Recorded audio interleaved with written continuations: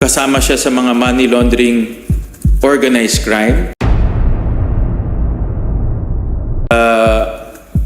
Obviously, malaki yung kanyang ginawa, no? Ganyan kanyang papel doon sa pagtakas nila Alice Guo. Hindi ko pa masabi ngayon kung siya yung pinaka-big boss, no? But so far, boss siya. At so far, nakikita namin involved siya dito sa tatlong Pogo Hub na ito. Magandang araw Pilipinas! Kayo ay magugulat at mabibigla ngayon sa mga malalaking personalidad na ito na sinabi ni Senator Win Gatchalian sa kanyang press conference ngayon dahil ang mga tao na ito pala ang nasa likod sa pagtakas ng grupo ni Alice Guo sa Malaysia at Indonesia. Kaya wag na natin patagalin, tayo na at ating alamin ang nakakagulat na revelasyon na ito. At kung bago ka pa lang sa ating channel, pindutin mo na ang subscribe button upang ikaw ay laging updated sa mga napapanahong pangyayari sa ating bansa. Pilipinas!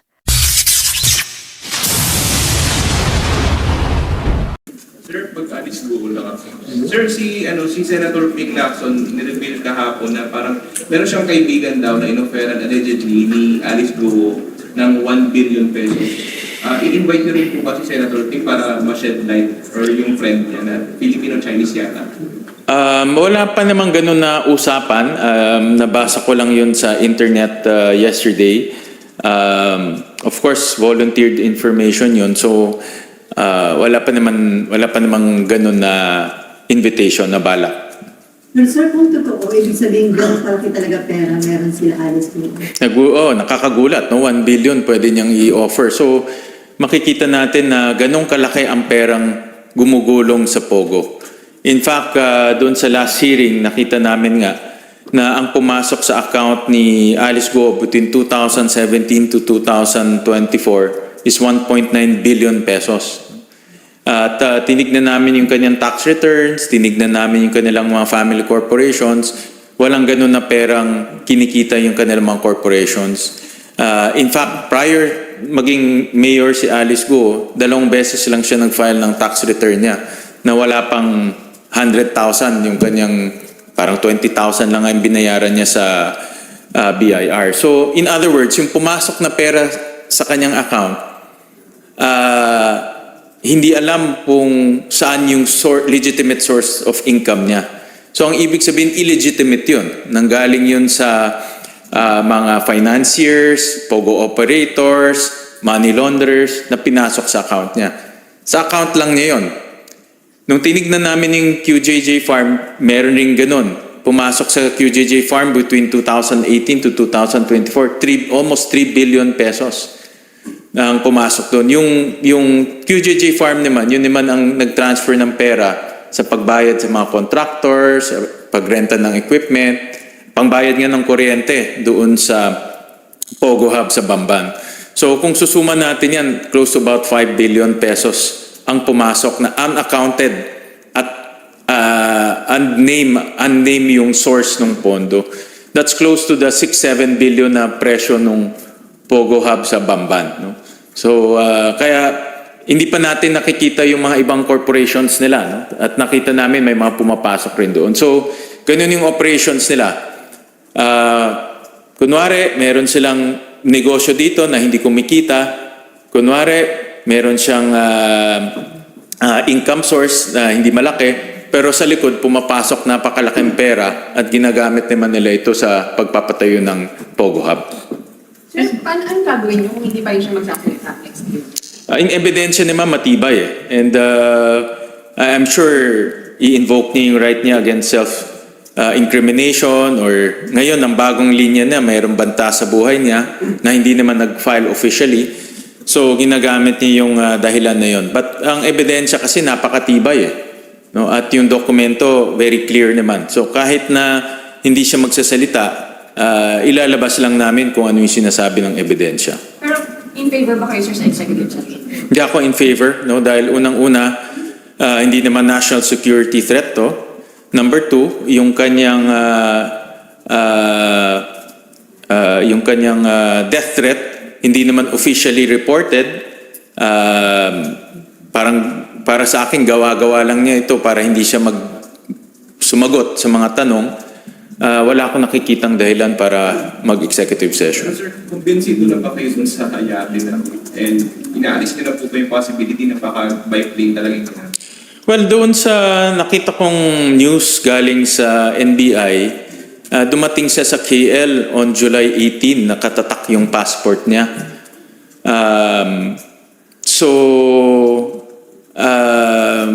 Parang ang naging ruta, dumating siya sa KL July 18, tapos pumunta siya sa Sabah on July 19.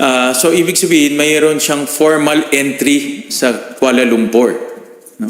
Whether it's an airport or a seaport, it's a formal entry. At normal, pag may formal entry, siyempre tinitignan din nila yung formal exit mo. Diba? So, kasi kung nagbarko ka, kung sinasabi nila allegedly nagbarko sila, informal inalis mo, dapat ang pasok mo informal rin. Pero yung umalis siya informally, pero pumasok siya formally. No? So, ito yung parang hindi nagtutugma na tinitignan rin namin. Sir, meron ba kayong information that this Wang Ziyang, apparently siya yung big boss ng Pogo sa Philippines, is connected with the Chinese triad? Possible yan. I don't have any concrete information now. May mga information lang akong sinasabi sa akin kung sino siya. Hindi pa validated. Kaya masasabi kong possible yan. Pero ang very sure ako, kasama siya sa mga money laundering organized crime. Itong taong to may 5 passport to, kaya nakakaikot to ng maluwag eh. No? Pwede siyang pumunta Europe, pwede siyang pumunta anywhere, no? Pwede siyang umikot. At nabalitaan namin na nasa Hong Kong siya ngayon, itong guy. From Taiwan, kakalipad lang niya ng Hong Kong. No? So, makikita natin na gumagalaw siya. So, importante ma-file natin yung case at tumakbo na yung case para maka-issue ng formal warrant of arrest dito sa ating bansa. At para ma-alert na natin yung Interpol at malilimitahan rin yung kanyang galaw. Sorry, sir, sino source ng information na nasa Hong Kong po? And are you also confirming na din, although halos... Yun confirm yun, but I can't tell the source, no? Kasi walang permission. But yun confirm yun. Pero si Wang Ziyang ba sir yung sinulat ni Alice sa papel? I'll leave that to the chairman dahil si chairman, si Senator Risa nag-decide, no? So I'll leave that to her to kung i-disclose niya o hindi. Pero ang malinaw, sir, is si Wang Ziyang ay important pa din doon sa investigation sana natin. Pinapa-invite po ba siya for the next hearing? Si Wang Ziyang kasi nakita namin sa maraming dokumento eh. Number 1, nakita namin siya doon sa, if you remember yung raid sa Sun Valley, sa Fontana/Sun Valley, andun yung pangalan niya, so incorporation papers ng Sun Valley. Tapos nag-appear ulit doon sa Banban Pogo Hub, particularly sa Baofu. At obviously, malaki yung kanyang ginawa, no? Ganyan kanyang papel doon sa pagtakas nila Alice Guo at yung grupo nila sa Malaysia, no? At doon sa grupo nila sa Malaysia, nandoon din si Cassandra Lee, no? So, konektado naman yun sa Porac Pogo Hub, no? So, parang based doon sa mga nakikita namin dokumento, involved siya sa Sun Valley in Clark, involved siya sa Banban in Tarlac, at involved rin siya sa Porac in Pampanga. So, sir, ano pala boss ng lahat ng Pogo bosses? Yung may pinakabigat na kasong kakarating, sir? So far, hindi ko pa masabi ngayon kung siya yung pinaka-big boss, no? But so far, boss siya. At so far, nakikita namin involved siya dito sa 3 Pogo Hub na ito. At if you look at the geography, magkakatabi lang to eh. Magkakatabi lang ang Porac, ang Fontana, at ang Bamban. Isang ikot lang yan eh. No? So, magiging principal na bilang na-accused doon sa mga kaso na yun? Definitely. Trafficking, money laundering? Definitely kasama siya sa mga makakasuhan. No, alam ko nga nakasama na siya dito sa mga initial na mga kaso. Sir, sabi niya malaki yung papel niya sa pagtakas nila Alice. Ano po yung papel niya? From our information, yung pangalan niya lumalabas rin doon sa mga activities sa pagtakas nila sa Malaysia, sa Indonesia, even yung, if you remember, yung si Duan Renwu, no? Kasi yung pangalan din niya nandoon rin sa pagtakas sa Malaysia, sa Indonesia. So parang itong mga personalities magkakakilala sila eh. Maybe it's not present documentary in the documents in those Pogo hubs, pero interaction-wise, magkakakilala sila. And then may nakita rin ako ng report na galing sa Indonesia na si Duan Ren also is part of those people na tumulong sa grupong ito na makatakas. So, sir, marami so far, sir, sino yung mga personalities na allegedly involved dun sa pagtakas ni Alice? Sa pagkaalam ko, si Duan Ren. No? Important. Dalawa po sila. Si Duan Ren ang isa sa mga active personalities dun sa movement nila sa Indonesia. Indonesia, Malaysia, and Singapore. And then si Wang Ziyang po yung isa. Si Wang Ziyang ni isa. Tapos meron pang isa si Jiang Jie, who's an incorporator of Zunyuan. President ng President ng Lucky South pala. Ano po, sir, itong mga tao na to yung nagpa-facilitate itong mga travels nila, movement? Nag-book ng hotel, nag-facilitate ng travels, may mga contact on the ground. Interestingly, doon sa video, yung pag-raid, nung kinuha si Go Huaping, di ba, may raid. May mga, narinig ko sa behind the background, may mga Chinese na nagsasalita eh. Hindi Indonesian, mga Chinese. So obviously, ang contact rin ni Go Huaping doon, mga Chinese rin. Iyan yung network niya. And Yung names ng mga Pinoy-involved sa pagtakas. so far, wala pa akong official. No? Wala pa akong official. May mga nagsasabi-sabi but not official pa. Sir, wala ba tayong investigation? Yung in specific na sa movements ni Wang, tapos paano siya nakalabas ng Pilipinas? Well, lahat itong mga Chinese personalities wala na sa Pilipinas. Si Duan Ren Wu umalis na, I think March pa yata. June ba? Yeah, but all of them, no, wala na dito sa Pilipinas.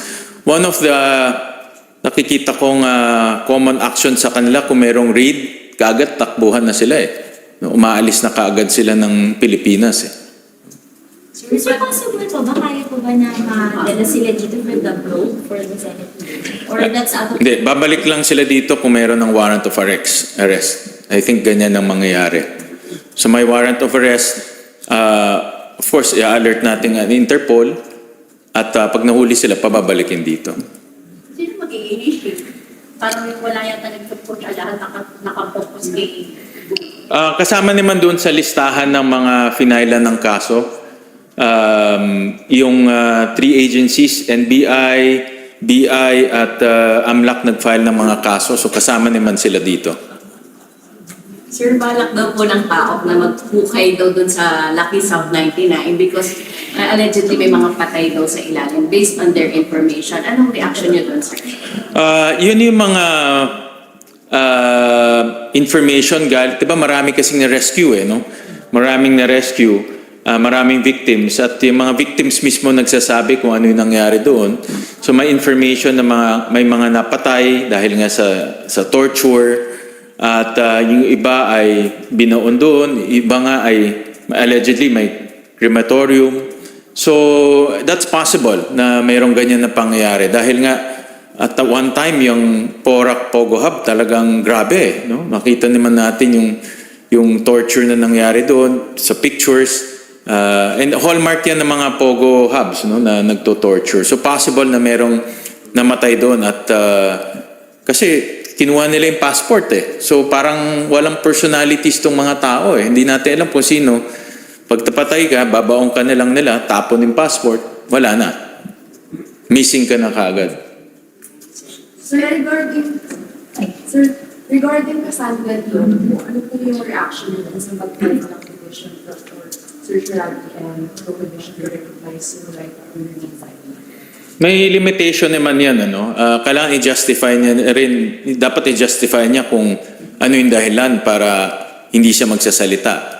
Kasi you can only do that kung mayroong incriminating testament related to your case.